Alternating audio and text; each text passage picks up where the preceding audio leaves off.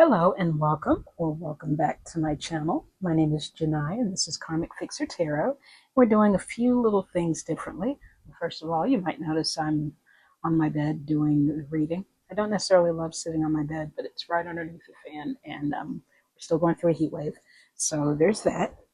But I'm also, this will be maybe a two-parter, or maybe not a two-parter, maybe just a one-parter. But I had the idea to I haven't done a reading for myself in a while, and um, I do like to do readings for myself just to check in. Normally, I've been doing more of them, maybe once a week or a few times a week, but it's been a little bit. So I had an idea for a reading. It's actually kind of personal. So what I think I will do is I think this will be a multifold video where I show one of the first tarot spreads that I learned, and then maybe the second part will be the reading itself.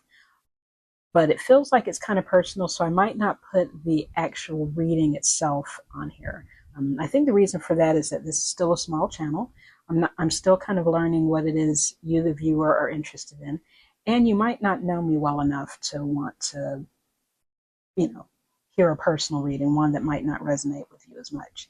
But one thing that, as somebody who's been learning tarot for, I guess, a little over a year, I'm still kind of fuzzy on the timeline, but for somebody who's still relatively new to tarot, and for anybody who's watching this channel who's still learning tarot or just kind of getting into reading for themselves, one thing that I think is really important is learning spreads. There's so many spreads out there, and you don't necessarily have to know a whole bunch of them. I think it's a good idea to find a spread that resonates with you, one that you can remember, one that just sort of speaks to you. And there's so many different spreads. There's, of course, the Celtic Cross. It's very popular, very insightful, very kind of detailed spread. I'm still quite learning that one, and I haven't done that one too many times. In fact, what I do as I'm learning spreads, of course, and there's nothing wrong with this as a beginner tarot, as somebody learning, it's always a good idea to have a reference for that particular spread. And the more you do it, the more naturally it comes to you. So, of course, there's big spreads like the Celtic Cross, they're very popular. But there's also more simple spreads. If you've been watching this channel and seen some of my other videos, thank you for that, by the way. But if you have, you'll notice that one of the spreads that I tend to use is 3-card spread, advice from the universe, very kind of simple layout. And I think that's a good way to learn tarot. And I think that's also a good way to work with your intuition. So me personally, when I see spreads that are very, very involved, lots and lots of cards, I find that a little overwhelming. So I like the simpler spreads. I do a lot of 3-card spreads. Sometimes, as I was learning tarot, I was also just kind of pulling one card a day and seeing what insights I could get from that card while I was also learning, an interpretation of the card. But I think I've veered off and rambled a little bit. One thing I wanted to do today is show one of the very first spreads that I learned while I was, getting into tarot. And it's a 9-card spread that I thought was really cool.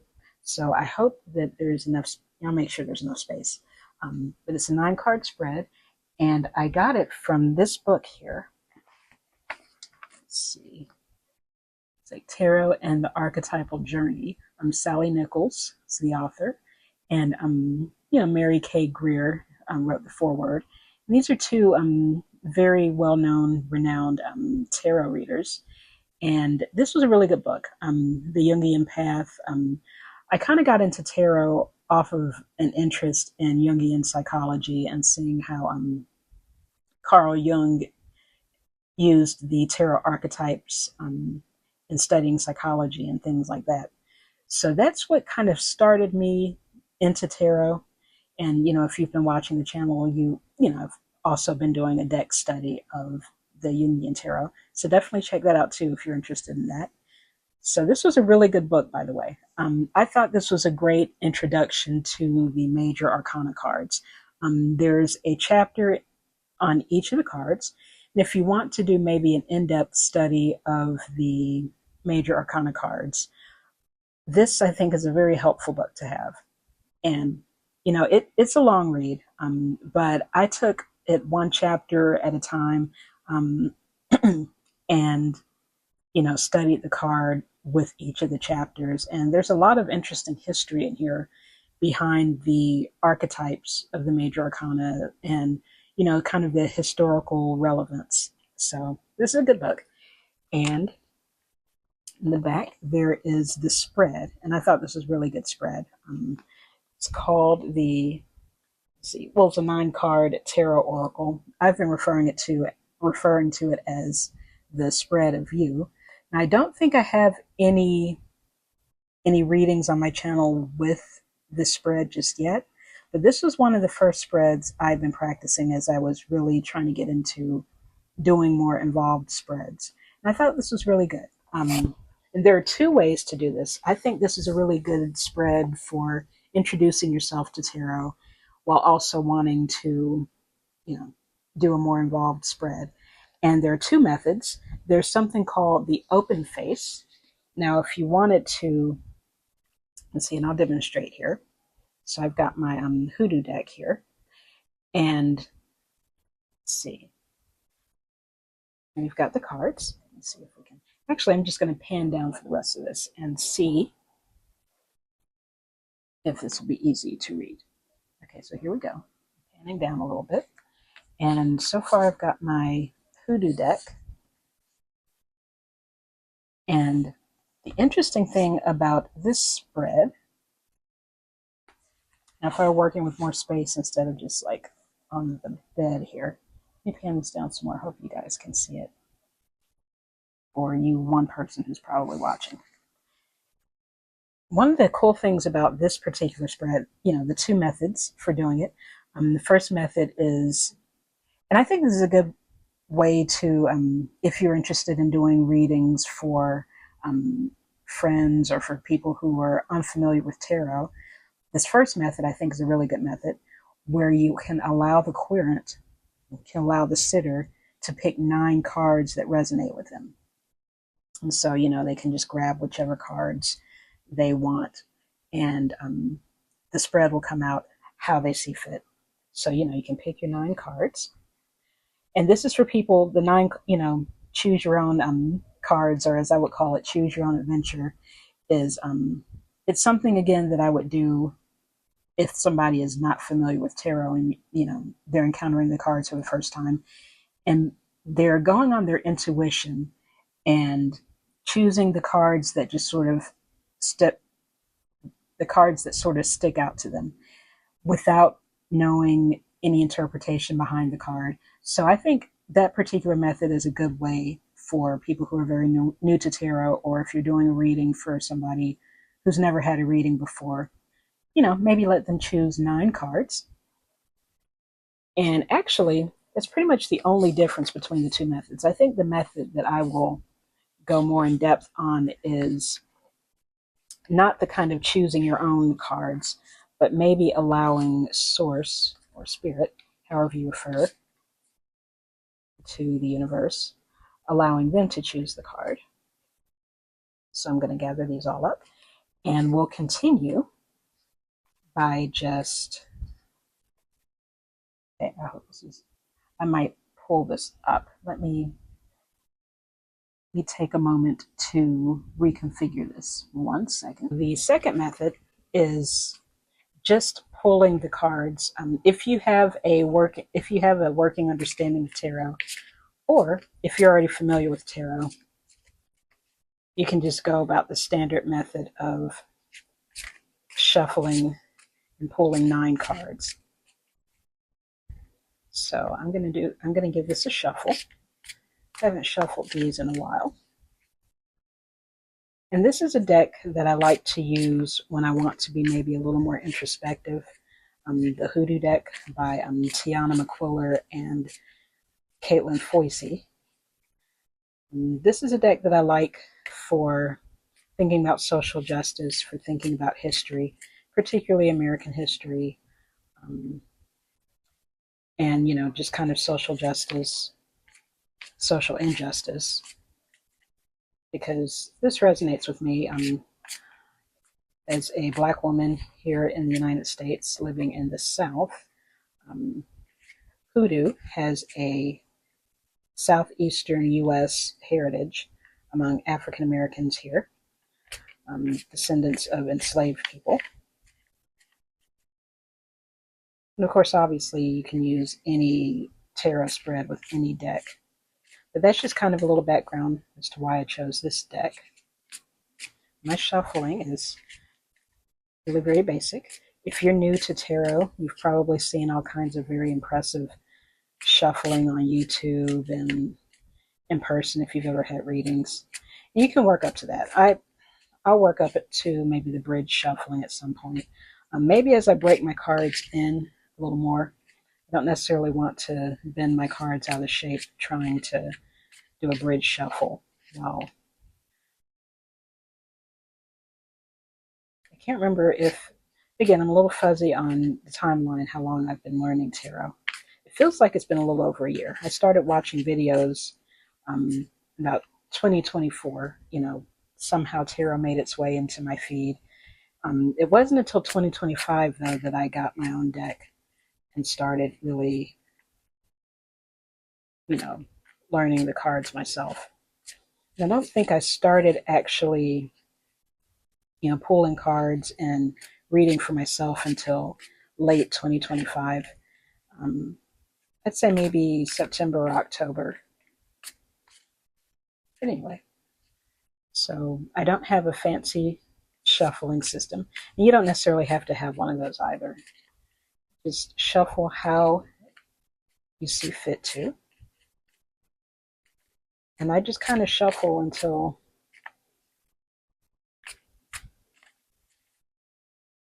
it feels right, until I've gotten shuffle fatigue. So maybe a few more.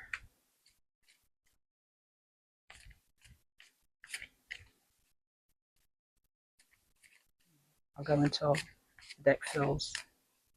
I think it's been... Now one almost came up like a jumper. And I tend to keep those if they just pop out. Okay, so I've shuffled. Let me pan this down a little more and I'll cut.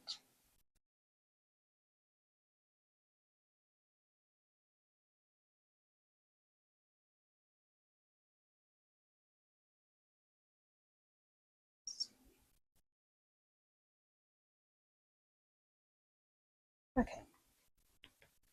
All right, so what I'll do now, I have them shuffled and cut. So I will just take 9 cards. And I have a query in mind that it's a very personal query. So I'm probably not going to say it here. If I do record an interpretation of this actual reading, I can include that in another video. But for now, I think this part, it'll be more interesting to teach the method. And if you're curious about the query or curious about the reading, I guess let me know in the comments. Anyway, so I'm going to take a moment.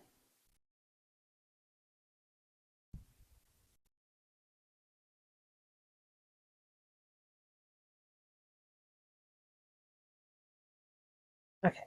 All right, so here we go. So I'm going to draw 9 cards.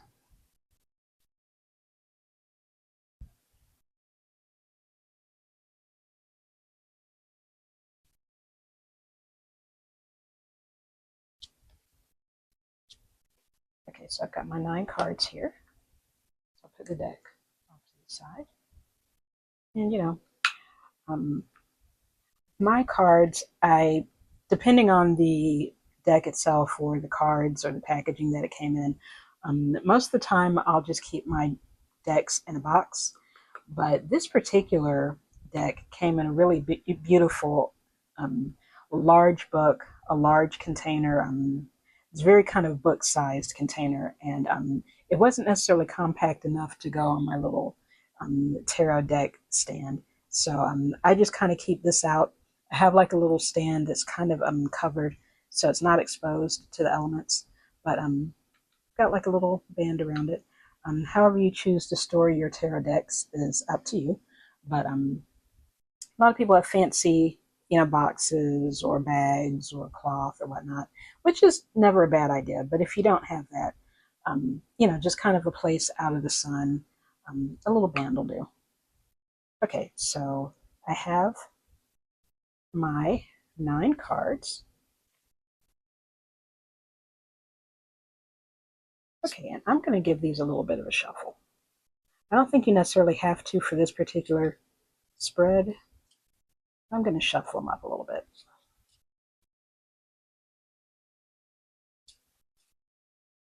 Okay. I might do another tiny little cut. Or not. It's not necessary. Do one more little shuffle. It's kind of, might be a little hard to shuffle a small amount of cards, but that's fine. Okay, so what I'm also going to do, since it's been a little bit since I've done the spread, I'm going to refer a little bit to my book. Okay, so first thing we do, I've chosen my cards, and now what I will do, so I have my first card. This will be card number 1 that I pulled from the deck. And next, I will have card 2, 3, 4, and 5 that I will keep in this configuration. And card number 5 is actually going to be the signifier card. Now, these 4 cards in this particular spread are referred to as the oracle. And these will kind of give an answer to the query. So I will set these off to the side here. Okay, so we have card number 1, we have 2, 3, 4, and 5 at the end. And next we have card number 6, card number 7, card number 8, and card number 9. I want to get all of these in frame.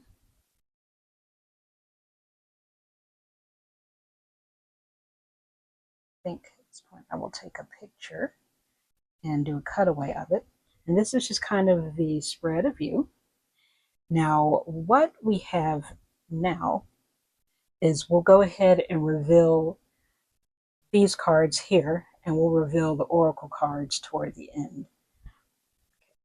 So the center card is the card of view. The card that represents, the card that represents you. If you were doing, say, the open face method where you chose whatever cards, I think the interesting thing would be based on which cards you chose, just by your intuition or just by what cards struck you as interesting. I think the really magical part is how those cards would unfold. So if you actually, if you are familiar with tarot, you could probably still do the open face method. That might actually be a very interesting reading for you. As I was still learning cards, I think one time I'd drawn 9 cards for whatever reason. I was trying to do another spread, and I couldn't quite get an understanding. The cards weren't quite resonating with me. So while I managed to have 9 cards, I actually put them together, reshuffled them, and did the spread of view, or this particular 9 card oracle. So I guess I'm rambling a little bit, but yeah. So this is the first card. This is the card of view. And again, if you did the open face one, you might be surprised. If you chose cards intuitively, you might be surprised which card comes up as the card of view. So we have this one. And this next card is the recent past. 2 baskets here. And the next card would be your present day. 9 of baskets. And the next card will be your immediate future. And I have Big Mama here. Well, I have it in reverse, so I'll leave it in reverse.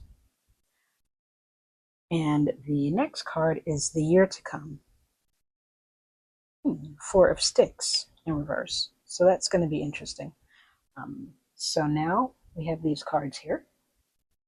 And now we're going to go ahead and reveal the oracle. So this is the second card, Daughter of Baskets. Third card, oh my goodness, Miss Robinson.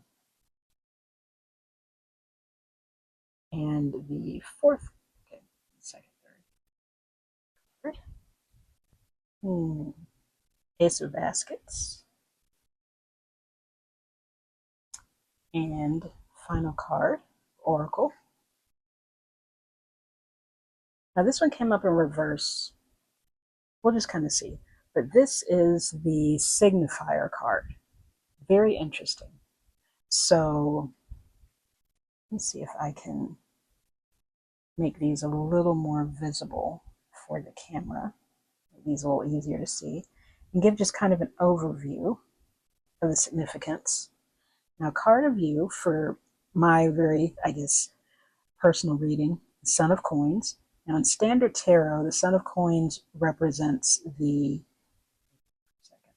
Knight of Pentacles. So that's really interesting. Knight of Pentacles / Son of Coins in this particular deck. And this is the card of me, the card of you. In recent past, Two of Baskets or Two of Hearts. The present, Nine of Baskets, which is, did I say Nine of Hearts or Two of Hearts here? I meant Two of Cups. Oh, this card's flipping all over the place. We have Nine of Baskets or Nine of Cups in Standard Tarot. And the immediate future, we have Big Mama, or in Standard Tarot, the Big Mama card would represent the Sun card, which is really encouraging. And for year to come, number 9, we have Four of Sticks. Now, Four of Sticks came up in reverse, so I'm not necessarily going to throw that away. I don't know if I've mentioned this in other videos, if you've seen other readings. I'm not necessarily a stickler one way or the other for reading reversals. I'll read it as it resonates. I think reading reversals, a lot of people, a lot of seasoned tarot readers don't read the reversals strictly as reversals. But I think if you're learning tarot, it doesn't necessarily hurt to read the reversals, because the cards, each card has maybe their light side and their shadow side. And generally when a card comes up in reverse, that tends to maybe represent either a blockage of a certain energy or something that's getting in the way, or maybe an excess of this certain energy. And, you know, or it could represent the shadow side of what the card represents maybe being prevalent. Now, again, a lot of readers, they don't necessarily like to read that way because it makes it feel like each card has a binary, a negative versus a positive meaning. But I think if you're learning tarot, sometimes reading the reversals can be a little grounding. It can help remind you that each of the cards, you know, they have, I won't say dual energies, but they have, there are different ways to interpret. And I guess in the context of the reading, you know, reversal could provide some really valuable information. If there's an excess of a certain energy, or if something is blocking that particular energy, or if what the card represents might not be showing up to you in the way that it could. It might show you an opportunity to maybe course correct or that sort of thing. So this came up in reverse. So for now, I'll just leave it in that orientation. Now for my oracle cards, now for card number 2, we have the Daughter of Baskets in reverse. And the Daughter of Baskets in Standard Tarot would be the Page of Cups. Now we also have this card. Now, honestly, I can't remember if this came up in reverse or not, but this is Miss Robinson. And in Standard Tarot, this is actually the Devil card. And what I might do, I guess I'm kind of rambling here, but what I might do is in the future, I guess once I finish my current deck study, the Jungian deck study, I might do a deck study on this hoodoo deck because I really like this deck. And I think the illustrations and the history behind the cards, particularly the major arcana cards, they coincide with hoodoo history. Um, and they're actually very interesting. So I might do an in-depth deck study on this hoodoo deck. But again, pardon my rambling. Miss Robinson represents the devil card. So that's interesting. I'd love to dive into that and see what that might represent. And for the fourth card, we have the Ace of Baskets, which is the Ace of Cups. And I like how that looks. Ace of Cups represents an opportunity for love, opportunity for community, an opportunity for building relationships, an opportunity to be more in tune with your emotions. So I like to see aces because that always represents opportunity, maybe a new beginning. So that's encouraging. And finally, this one came up in reverse, but this is the grandchildren. And in this particular deck, the grandchildren represents the star. And the star card is also a very hopeful card. This represents maybe, the calm after the storm. When when you've had a trying time, when you've had something that really tested you, the hope that can come in afterward. Um, you know, Weeping may endure for the night, but joy will come in the morning. That sort of a sense of, you know, a resolution coming after a turbulent period. So this is akin to the star. In Standard Tarot, this card would represent the star. And that came up in reverse. So there might be something that is blocking my ability to tap into the star's energy. Or, you know, um, that so far, this is a reading that I really look forward to getting into and just kind of talking my way through. So this is a 9-card spread that I really enjoy. It's not as in it's one card less than say the Celtic Cross, but this might be a good spread to try before working your way up to a Celtic Cross, or maybe this will just be a spread to practice on as you're getting more in touch with tarot. And I hope this is a spread that you'll try. Let me know what you think in the comments. If this is something if this is a spread that you would try, and you know, yeah, I think it'd be definitely beneficial as you're getting more in tune to tarot. Um, Learning a few spreads, you don't have to again learn a whole bunch of them, but the few spreads that resonate with you, that'll help you learn the cards, that'll give you insights into questions you might have. And let me know what you think in the comments. And thank you so much for watching. And until the next time, hope to see you again.